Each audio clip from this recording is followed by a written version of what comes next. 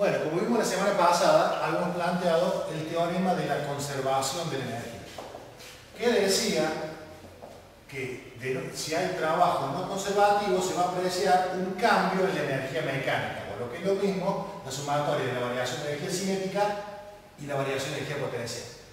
En nuestro caso de hoy, vamos a suponer que el trabajo no conservativo es cero, por lo tanto se debería verificar la conservación de la energía mecánica, que escrito de otra forma, dirá que la variación de energía cinética es la variación de energía potencial cambia de signo.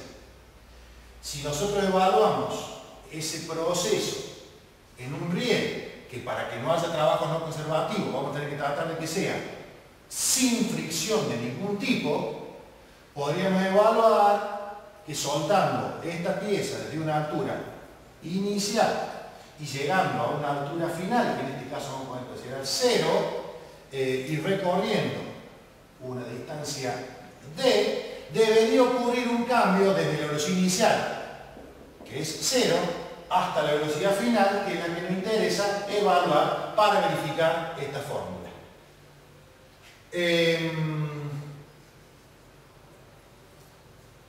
Corto.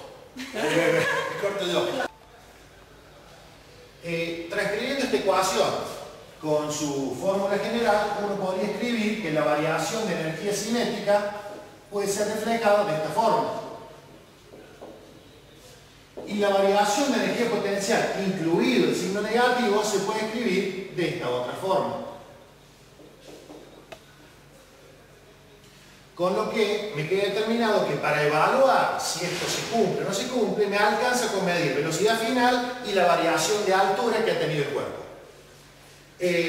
Cuando nosotros evaluemos estos números, valores de cantidad de energía, pueden hacerse de dos maneras.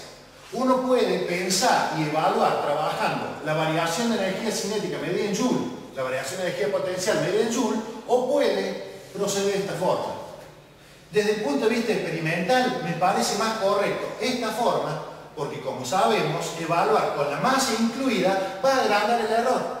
Si esa masa tiene un error por la forma de medición que le hicimos, me puede enmascarar una falla que sería que no me debería dar la conservación, pero este tipo de una banda tan grande de errores me puede enmascarar eso. Con lo cual yo sugiero evaluar esta cantidad, ya no es energía, y sacarme de encima ese tipo de errores de la masa. Bajo esa lógica, voy a obtener un valor de este número, que será, por teoría de error, un valor medio más menos su error. Y bajo esa misma lógica, este otro número tendrá un valor central más menos error absoluto. Si todo anda bien y voy a verificar que eso se cumple, esas dos bandas se deberían superponer y lograr una base estadística para decir que sustancialmente es lo mismo. ¿Cómo procedo a medir velocidad final? Para medir velocidad final debería instalar en el dispositivo, y ahí me parece que abrí el cuarto breve porque tengo que irme a la mesa. Para poder determinar la velocidad final de esa caída, vamos a usar en este caso un dispositivo que se llama photogate. Traducción literal sería algo así como puerta de luz. Es un fotoemisor con un fotoreceptor. Cuando pasa el objeto por abajo, corta el rayo de luz. Ese tiempo es censado por el traductor que se envía a la máquina y se le saca una cuenta donde determina la velocidad media en función del espesor de la banderita del objeto que pasó por abajo. Ese proceso lo vamos a realizar conectando la interfase y calibrando en función de la distancia que tiene esa banderita. Esa banderita es de 1 centímetro. Si yo le pongo 1 centímetro, la calibración permite solamente poner en metros. Voy a perder un montón de precisión. Entonces lo que podemos hacer es ponerle que es 1 metro y cuando me marque la velocidad, va a ser que yo sé que está multiplicada por 100 y puedo mantener 3 decimales de precisión. Bajo esa lógica y haciendo las mediciones ya hemos comprobado que el error más grande que obtenemos con este dispositivo ronda alrededor del 3%. Y eso nos va a permitir evaluar la propagación de errores de la fórmula original que habíamos medido, que habíamos usado. Cortamos. Cuando soltemos, el cuerpo va tomando velocidad y pasa por debajo del sensor y me queda registrada la velocidad que tuvo cuando pasó por ahí. Corte.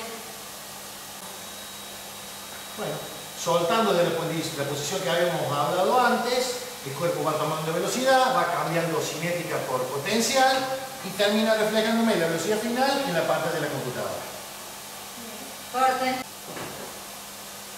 Si soltamos el cuerpo de la altura que habíamos mencionado antes, el cuerpo va cambiando energía potencial por cinética y esa velocidad, esa rapidez final es captada por la computadora que queda registrada. Como hemos visto, si soltamos este cuerpo de la altura que habíamos mencionado, va cambiando energía potencial por cinética y cuando pasa por aquí, la velocidad final queda registrada en la computadora.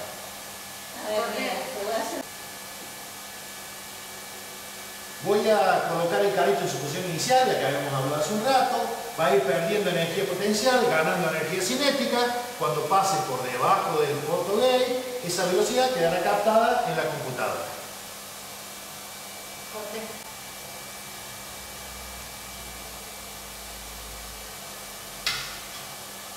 Corte.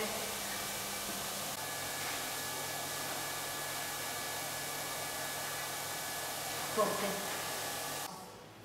De acuerdo a los datos obtenidos de la velocidad final y después de haber hecho varias mediciones y teoría de error, obtenemos que el valor de esta entidad de este lado se corresponde más o menos, no, se corresponde con este número.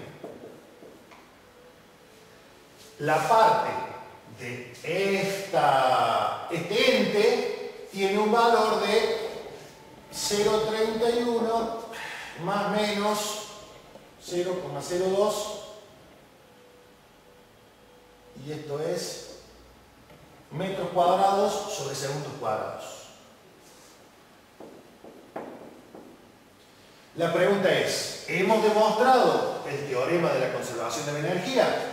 Para poder analizarlo debemos considerar que el verdadero valor de esta magnitud, según la teoría de errores, se encuentra contemplado en el intervalo que va de 0,28 a 0,30 y la verdadera magnitud con un 90% de probabilidad de la otra, del lado derecho de la ecuación, va a estar contemplado entre 0,33 y 0,29, con lo cual coincidimos en que las bandas se superponen y tengo base estadística para decir que esto y esto son iguales.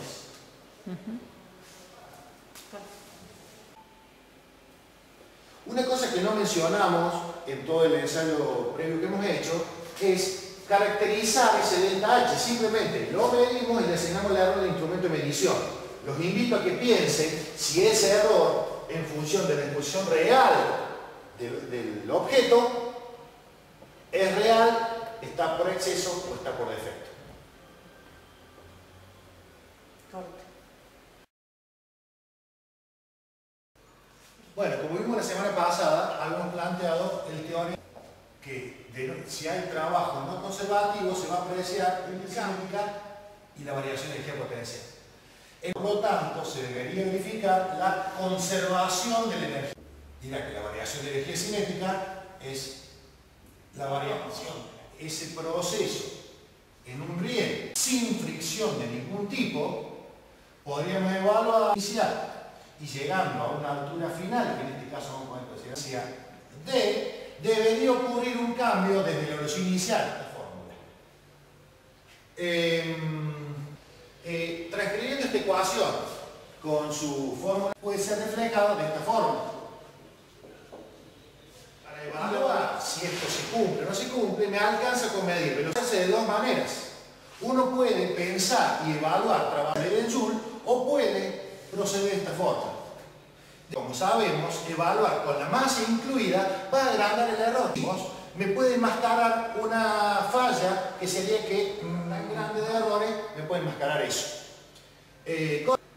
y sacarme de encima ese tipo de errores de la masa. El valor de este número, que será por teoría de errores, la misma lógica, este otro número tendrá un valor similar. Que eso se cumple, esas dos bandas se deberían superponer y lo debería instalar en el... Para poder determinar la velocidad final de esa... que se llama photogate. Traducción literal sería algo así como puerta de luz. Es donde determina la velocidad media en función del espesor, en función de un montón de precisión. Bajo esa lógica y haciendo las mediciones ya hemos comprobado que el error... Cortamos. Soltando de la posición que habíamos hablado antes, el cuerpo de la altura que habíamos mencionado antes, el cuerpo va cambiando energía potencial por posicionado, va cambiando energía potencial por cinética. A ver, mira, jugás. Corte.